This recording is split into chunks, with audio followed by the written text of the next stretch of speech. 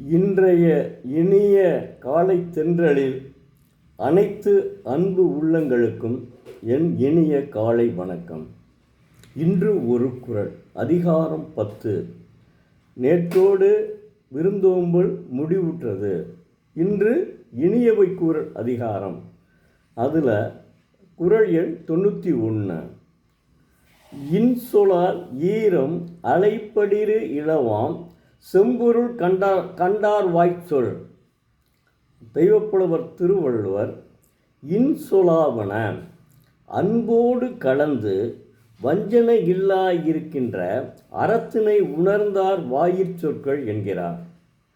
மனிதன் என்பவன் அறத்தோடும் அன்போடும் வாழ வேண்டும். அதனைத்தான் தெய்வப்புலவர் மிக மிக உணர்த்தியுள்ளார். ஒரு மனிதன் அன்போடும் அறத்தோடும் வாழ வேண்டும். அப்படி மெய்ப்பொருளை உணர்ந்தவராகவும் வாழ வேண்டும். இப்படி வாழும் இல்லறத்தான் மற்றவரிடம் பேசும்போது இனிய சொற்களால் பேசுவான். அப்படி பேசும்போது ஒருவருக்கு ஒருவர் புரிந்து கொண்டு எவ்வித வெறுப்புணர்வும் இன்றி அன்போடும் அறத்தோடும் இனிய சொற்களை பேசி வாழ்வான். இதனை வலியுறுத்துவதற்காகவே இனியவை கூறல் என்ற அதிகாரத்தை தெய்வப்புலவர் படைத்துள்ளார். அதாவது ஆரம்பத்திலிருந்தே அன்போடும் அறத்தோடும் மனிதன் வாழ்ந்து வந்தால் மெய்ப்பொருளை கண்டும் வாழ வேண்டும். அப்படி வாழ்ந்து வந்தானே ஆனால் நிச்சயமாக அவன் அடுத்தவனிடம் பகை கொள்ள மாட்டான்.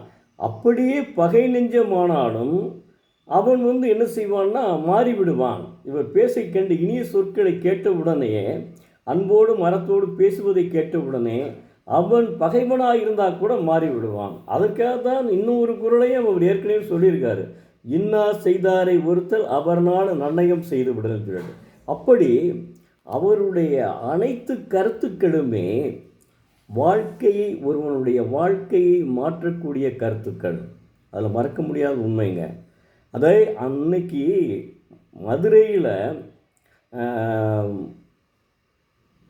பல பேர்கள் நான் தெரிஞ்ச அளவுக்கு அதை கடைப்பிடித்து கொண்டே இருக்கிறார்களுங்க.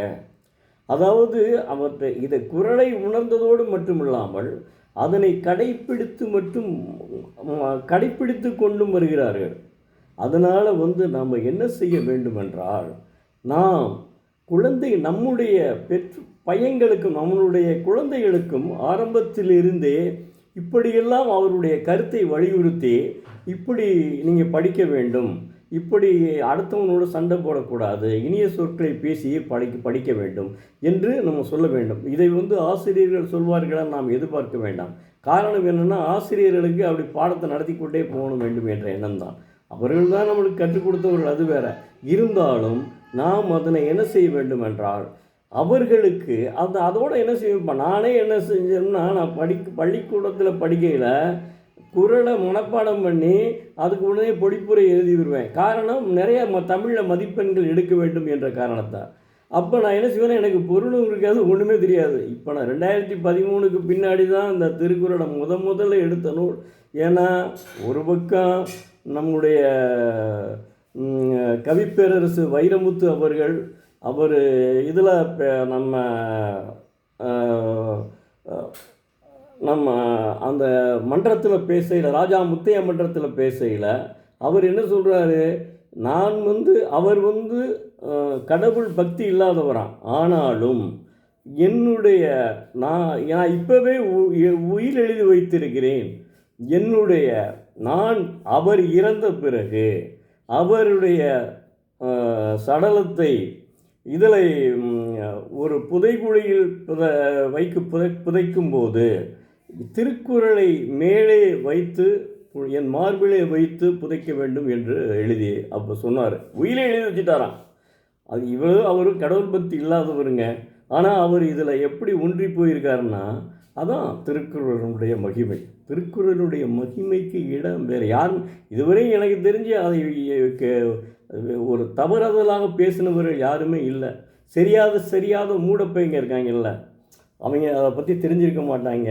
அவன் வேணும்னா அவர் திருக்குறள் என்னையவே சொல்லிகிட்டு இருக்காங்க, அவர் திருவள்ளுவர் பக்தருங்க, அவர் அப்படின்னு சொல்லுவாங்க. காரணம் என்ன, அவனுடைய பற்றி நான் விசாரித்து பார்த்தேன்.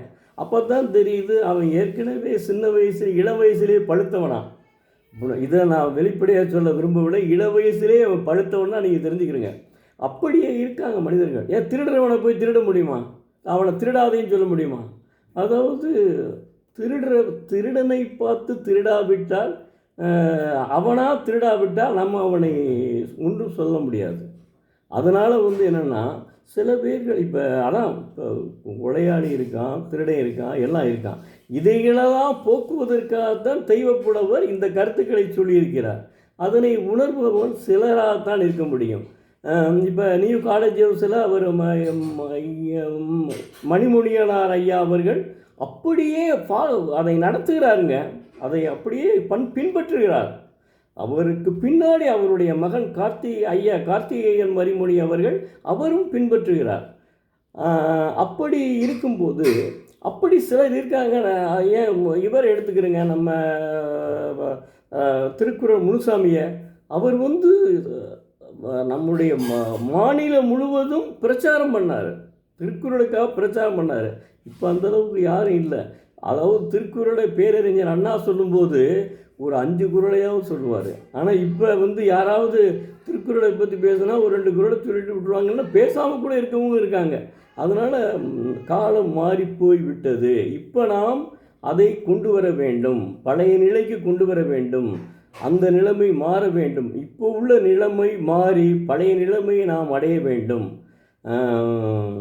அதனால்தான் திருக்குறளுக்கு முன்னுரிமை கொடுங்கள் என்று நான் வலியுறுத்துகிறேன். தயவு செய்து இப்போ நான் ஒருத்தன் சொன்னல நம்ம வருது, அவர் வள்ளுவர் பேருங்க அப்படின்ற மாதிரி சொல்கிறேன், அசிங்கப்படுத்துகிறான். நான் அதை பற்றி கவலையப்பட்டுக்கிறது இல்லை.